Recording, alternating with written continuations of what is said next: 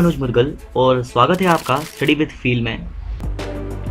Napoleon बोनापार्टी की हार के बाद होती है एक बहुत ही हिस्टोरिक ट्रीटी जिसका नाम होता है कांग्रेस ऑफ वियना या फिर वियना सेटलमेंट 1815 में। ठीक है, तो इसने क्या किया, नेपोलियन के जितने भी काम थे उनको हटा दिया, जितने भी उसने अचीव किया था उसको एकदम ख़त्म ही कर दिया। ठीक है, तो इन्होंने जर्मनी को बनाया जर्मन कॉन्फेडरेशन। ठीक है, जो कॉन्फेडरेशन ऑफ द राइन था ना, जो नेपोलियन ने बनाया था, उस उसका नाम इन्होंने हटा के जर्मन कॉन्फेडरेशन रख दिया, क्योंकि ये नहीं चाहते थे कि नेपोलियन से रिलेटेड कोई भी बात इनको याद रहे। वो भूलना चाहते थे नेपोलियन को एक्चुअली, क्योंकि नेपोलियन एक बहुत ही खूंखार शासक था, जहाँ जाता था वहाँ तबाही कर देता था, खून खराबा बहुत करता था। ठीक है, तो कांग्रेस ऑफ वियना ने क्या बनाया, जर्मन कॉन्फेडरेशन, जिसको अपन जर्मन भाषा में बुंड या फिर बंड जो भी हो वो बोलते हैं। ठीक है, गलत मत समझ लेना। तो इसके पास थी एक पार्लियामेंट, लेकिन जो पार्लियामेंट थी ना वो नाम मात्र की थी। पार्लियामेंट जो थी वो बस नाम मात्र की थी, जिसका नाम था diet. Actually Congress of Vienna ने जो मोनार्क्स थे, मोनार्क यानी कि जो राजा राजा लोग होते हैं, उनको थोड़ा ज़्यादा शक्तिशाली बना दिया था। तो कांग्रेस ऑफ वियना ने ऑस्ट्रिया को थोड़ा ज़्यादा पावरफुल बना दिया। मैं आपको मैप के माध्यम से समझाना चाहूँगा।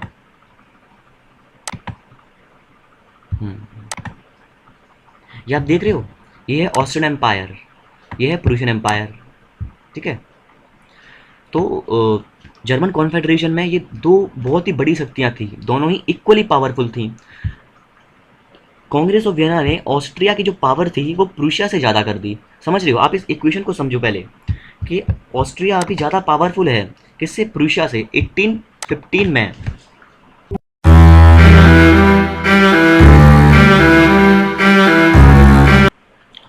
तो जर्मन यूनिफिकेशन कोई बहुत ही सिंपल प्रोसेस नहीं था, इसके बीच में बहुत सारे बैरियर्स आए, मतलब रुकाव आए।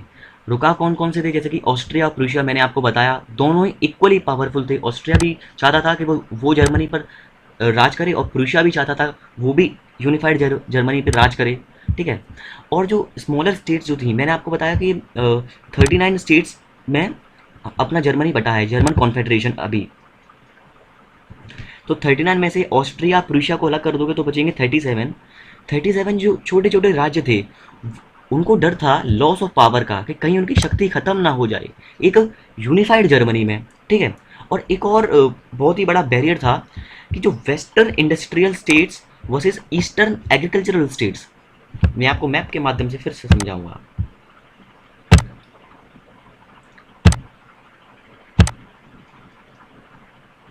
ये देख रहे हो, आपको पता है कि इंडस्ट्रियल रिवॉल्यूशन इस समय अपनी चरम सीमा पर था।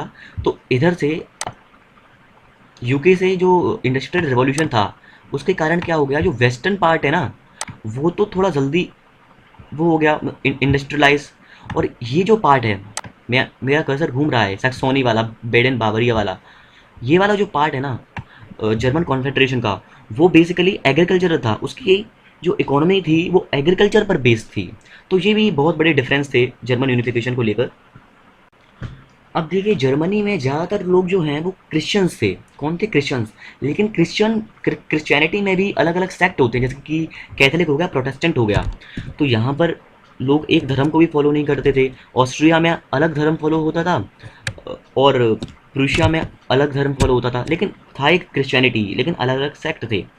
तो जो कैथोलिक्स होते हैं, ये कैथोलिक्स भी क्रिश्चियन धर्म फॉलो करते हैं और प्रोटेस्टेंट भी क्रिश्चियन धर्म ही फॉलो करते हैं।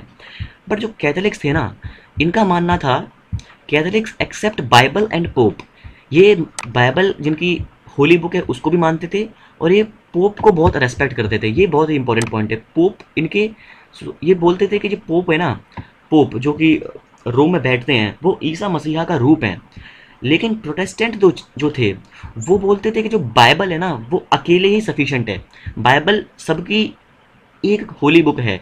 वो पोप को नहीं मानते थे, उनको नहीं लगता था कि जो पोप हैं वो ईसा मसीहा का रूप है। ठीक है, तो ये मेन डिफरेंस थे कैथोलिक्स और प्रोटेस्टेंट में।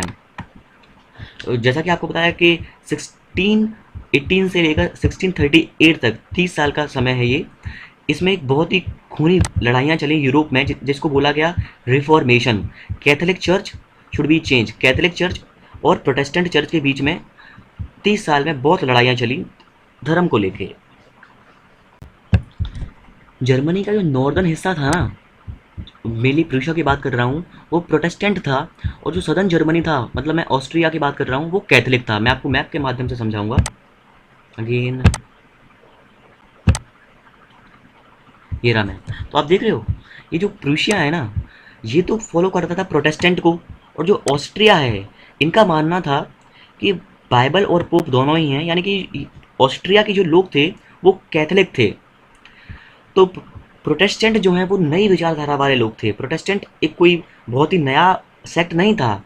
कैथोलिक जो है वो बहुत पुराने समय से चलता आ रहा था। तो जो नए सेक्ट वाले लोग थे ना, प्रूशिया प्रूशिया के जो लोग थे वो ज़्यादातर कौन थे? लिबरल। मेरे शब्दों पे ध्यान देना, ये लिबरल थे, नई विचार वाले लोग थे। और जो ऑस्ट्रिया के लोग थे ये थे कंजर्वेटिव।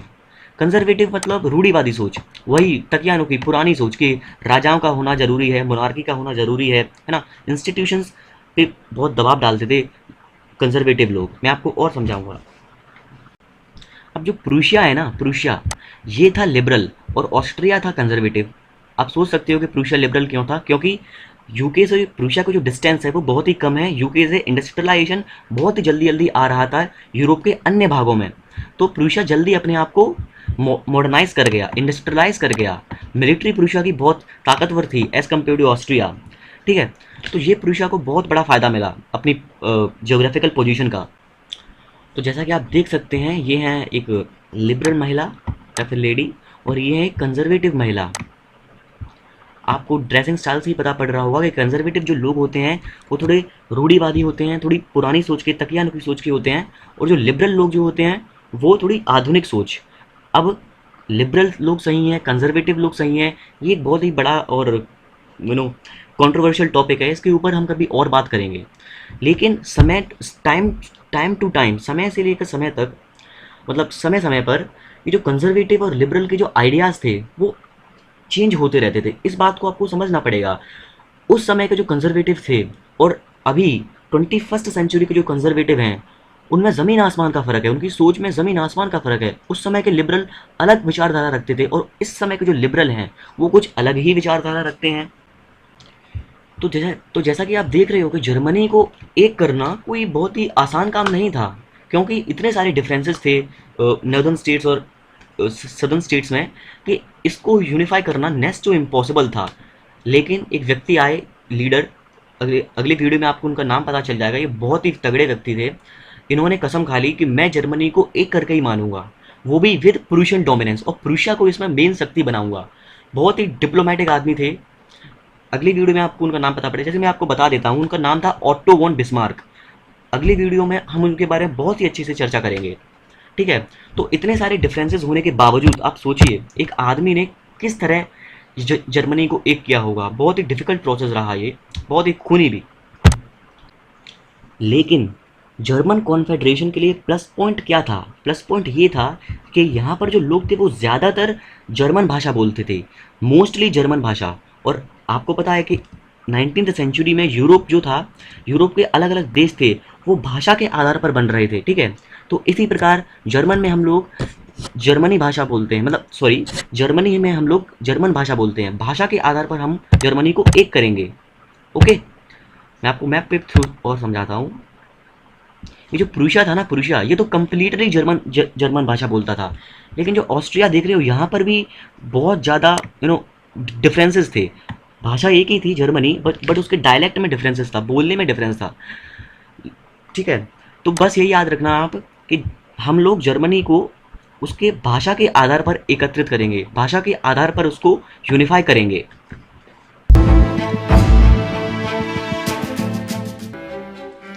ऑस्ट्रिया प्रूशिया में इतने सारे डिफरेंसेस होने के बावजूद हम देखेंगे कि जर्मनी एक कैसे होता है। तो दोस्तों, आज के लिए बस इतना ही। मैं आपसे विदा लेता हूँ। तब तक के लिए जय हिंद, जय भारत।